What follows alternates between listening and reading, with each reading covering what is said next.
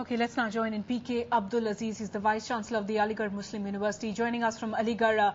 Thanks very much, sir, for speaking to us here on India at 9, and our condolences on the loss of your colleague. I'd just like to begin by asking you, how would you describe the circumstances that are led up to Professor Ramchandra's death? The death of Shrouds is most unfortunate, and it has taken all of us by shock.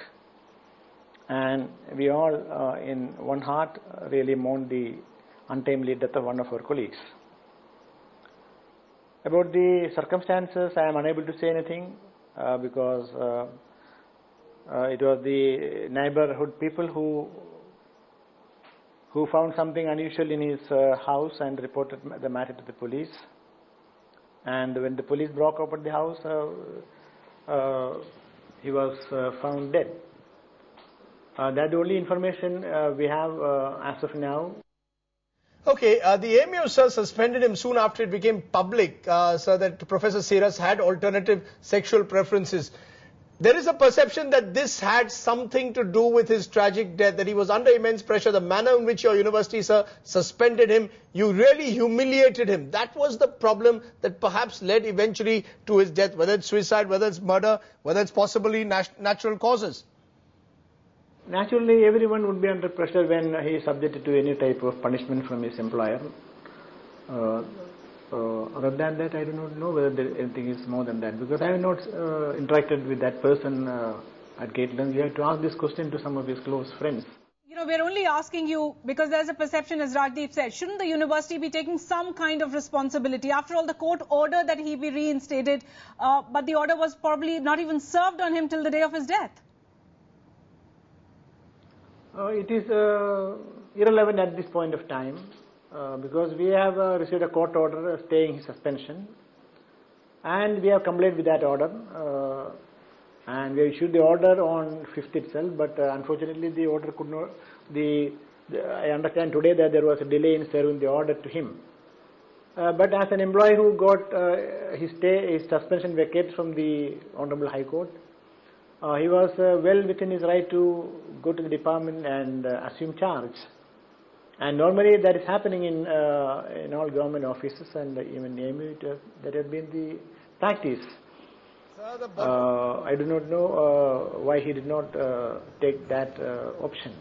Sir, the bottom line is, the Delhi High Court gave a clear order last year of decriminalizing adult homosexual sex.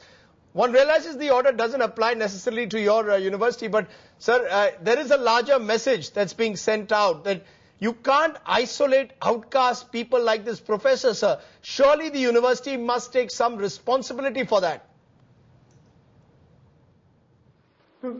University did not have a chance to go into the details of his aberrations, but we prima facie found that his behavior was violated to the code of conduct expected from members of the teaching faculty in AMU, and we had just taken cognizance of that violation of code of conduct, and we have taken the preliminary step of suspending him pending inquiry.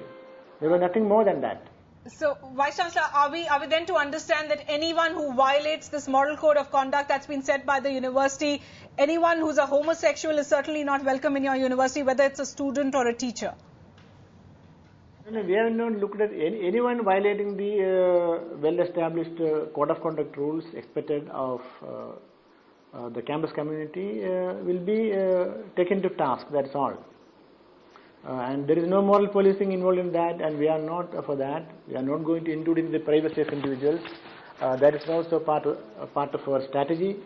But I think you made your point very clear. We have a code of conduct rule in the statutes lying for so many decades. There is code of conduct for teachers, code of conduct for students, code of conduct for employees. So we expect them to stay in the campus within the framework of those rules and work in the university within the framework of those rules that are destined to guide them. So taking action when violations are seen is not at all a violation of their privacy or anything like that. Okay, well, that's your viewpoint, Professor. There will be, of course, contending viewpoints. The gay community certainly does believe that the university cannot escape responsibility. What do you think? Write in to ibnlive.com with your comments.